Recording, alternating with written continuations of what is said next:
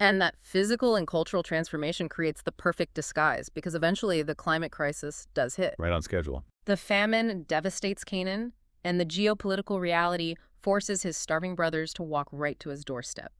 And they aren't going to Egypt for, like, a casual commerce trip. No, not at all. Their survival absolutely depends on submitting to this foreign political system. And when they finally arrive at the grain distribution center, they bow face down to the earth before Joseph. Wow.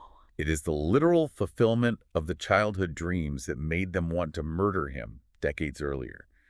But they have absolutely no idea they are bowing to their brother. Hey, I've always wondered about the mechanics of this scene. Yeah. How do they not recognize him? And also, why doesn't he just execute them the second they walk into his throne room?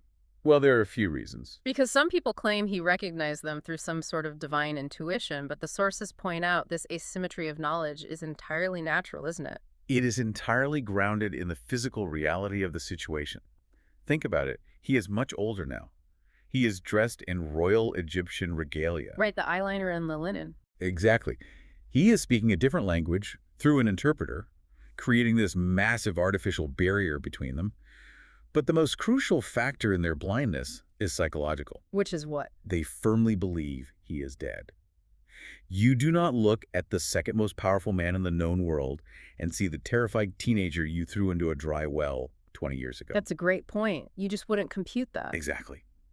Joseph, however, is looking at 10 adult men from Canaan traveling together, looking exactly as he remembers them. Okay, here's where it gets really interesting, because the narrative suddenly shifts into a tense psychological thriller. It really does. We, the audience listening to the story, we know the truth. Joseph knows the truth.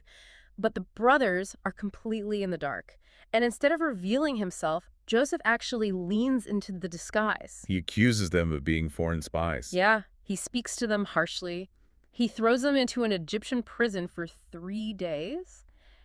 And how do the brothers react to this sudden, terrifying imprisonment? They don't blame Egyptian foreign policy. No, they look inward. Right.